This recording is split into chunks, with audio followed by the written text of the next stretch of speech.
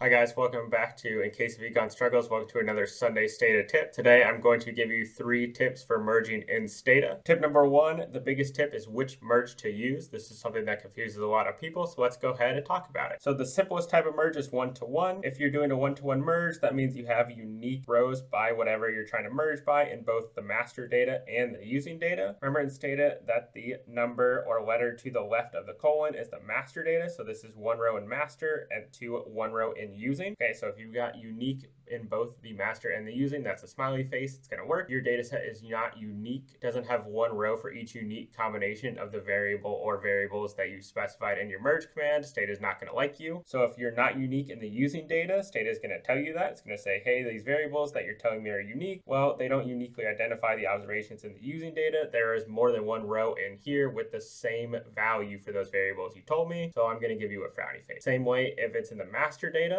if you are not unique by those variables that you told Stata each row is unique by, it's going to tell you that the variables that you told it do not uniquely identify the observations in the master data. So it tells you if you think they are, you need to do some duplicates check in either your using or your master data set before you merge them. If you want to merge many to one, that's like that auto data merge with the car safety video that we've done previously. So you can have not unique in one data set and unique in the other data set. And just like the colon tells you, unique in using, not unique in master, it's going to give you a smiley face. If you tell Stata many to one, but in actuality it should be one to many, then Stata is going to be pretty unhappy and tell you that the variables do not uniquely identify the observations in the using data. But if, like we said, it's switched and just one to many, then you just need to do the merge command again, switching the order, and then it'll be fine. So that gets sort of like a soft frowny face. If they're both unique by those variables you're trying to merge, then really you should be using a one-to-one. Now, if you type help merge, you're going to see that M to M is an option. Don't use it.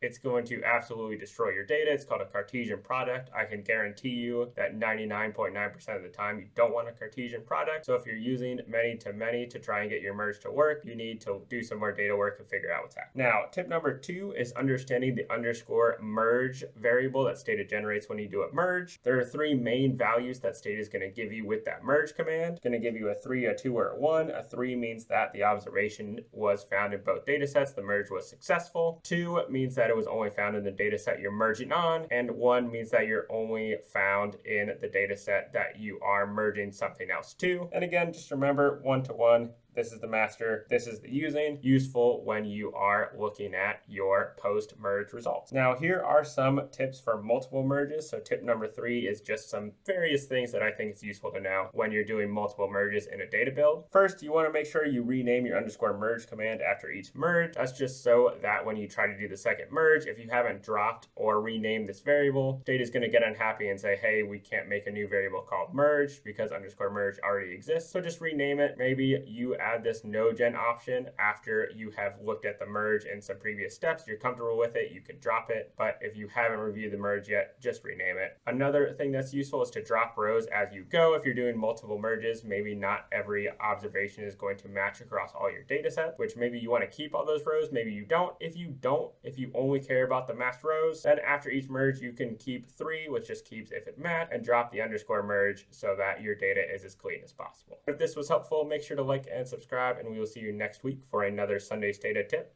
here on In Case of Econ Struggles.